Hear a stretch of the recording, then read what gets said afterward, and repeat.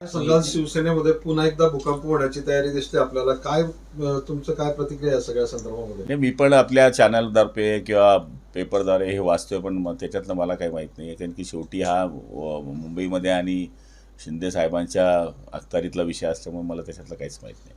6 खासदार फुटण्याच्या तयारीत आहेत. नवीन मी गट तेच तयार सांगितलं तुम्हाला की मी तुमच्या चॅनलद्वारे म्हणेल किंवा पेपरद्वारे मी पाहिलं, पण मला त्याच्यातलं काही एक माहीत नाही आहे. ऑपरेशन टायगर पुन्हा यशस्वी होईल असं वाटतंय तुम्हाला? हे बघा, आता या ठिकाणी कोणाचं कोण मत जाणतं, शेवटी काय होईल हे आता काळच सांगेल. पण असं झालं तर तुम्हाला फायदा होईल, पुन्हा एकदा खासदार संख्या ताकद वाढेल शिंदे गटाची. हे बघा, जोपर्यंत हा निर्णय त्यांचा होत नाही तोपर्यंत त्या बाबतीमध्ये बोलणंही उचित नाही.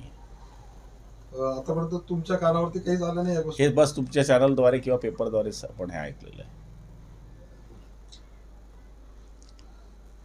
एकनाथ शिंदे यांच्याकडून बंडखोर खासदारांना मोठ्या प्रमाणात आश्वासन देण्यात आले सूत्रांची. मला त्याच्यातलं काहीच माहित नाही, मी पहिलेच सांगितलं, त्यामुळे बाकीच्या गोष्टी बोलण्यात काही अर्थ नाही. हो, राज्यात यंदा अल्निनोचा प्रादुर्भाव आहे. या ठिकाणी पाणी बचतीचं आवाहन करण्यात येत आहे. पाऊस लांबणीवर गेलाय, काय सांगणार? मी मागेही सांगितलं होतं 2 दिवसापूर्वी आपल्याच पत्रकारांनी ज्यावेळेस विचारलं की आम्ही आमच्या पाण्याच्या बाबतीमधलं नियोजन आलं. कालसुद्धा कॅबिनेटमध्ये ही चर्चा झाली की पाणी बचतीच्या बाबतीमध्ये सगळ्यांनी काळजी घ्यायची. धरणामध्ये ज्या अनधिकृत मोटरी आहेत त्या आपण काढल्या पाहिजे आणि जिथे सिंचनाला पाणी देण्याची गरज नाही तिथे सोडू नये.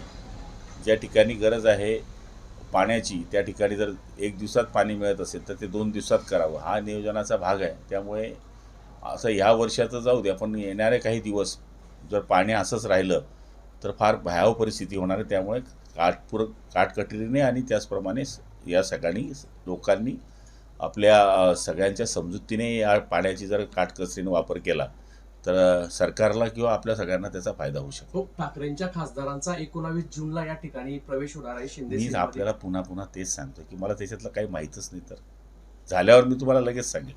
पण का सोडतायत, काय सांगणार?